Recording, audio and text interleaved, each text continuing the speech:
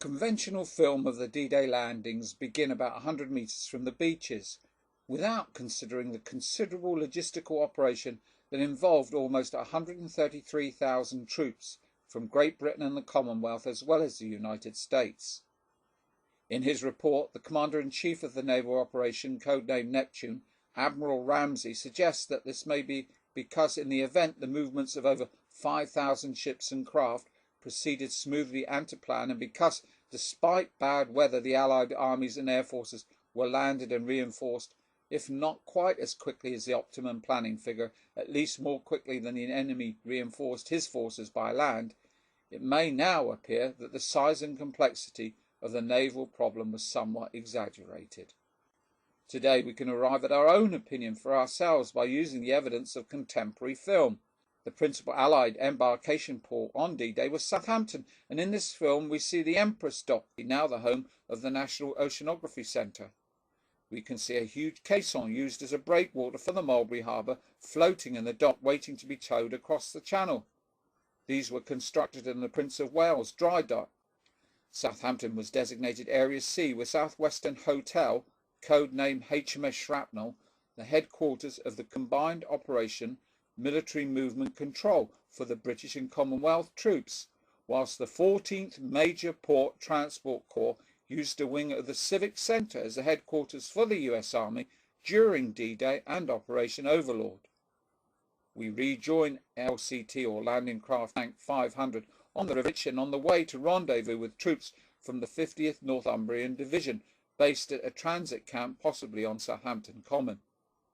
The cameraman pans along the vehicle deck to the starboard bow where a rating flakes down a rope on the forecastle.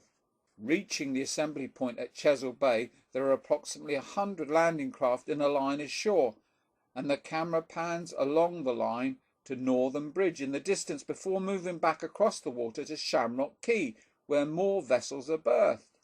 We pass a number of LCTs and then turn to follow the line of the quay and track from port bow to stern of the gunboat 119. Beneath the port quarter is a camper and Nicholson motorboat with a small skiff carried in the stern sheets.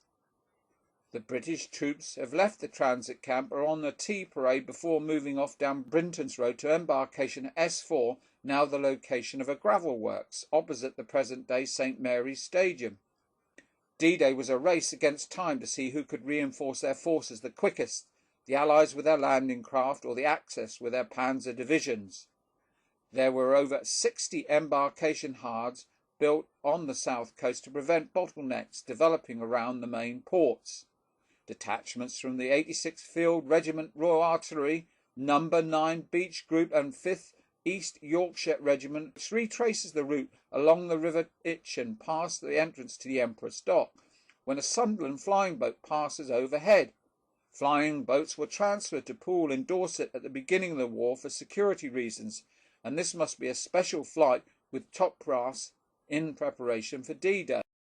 The landing craft are escorted by destroyers as they steam past the Isle of Wight, whilst men on board eat sandwiches and receive unit briefings heading for Piccadilly Circus, the code name given to the Armada's rendezvous point in the English Channel. The LCT flotilla steams past more destroyers towards King Red Beach, whilst Force G shells Gold Beach and comes under fire. The objectives on Gold Beach were to secure a beachhead, move west to capture Aramosh, and establish contact with American forces at Omaha, capture Bayeux and the small port at Port-en-Bessin, and to link up with the Canadian forces at Juno to the east.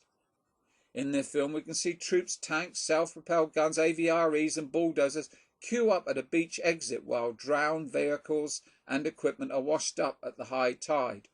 The first troops ashore on D-Day were the 1st Battalion Hampshire Regiment, who went on to capture Aramonche, the future site of one of the Mulberry Harbours, whilst the 69th Infantry Brigade on the eastern flank made contact with the Canadian forces at Juno.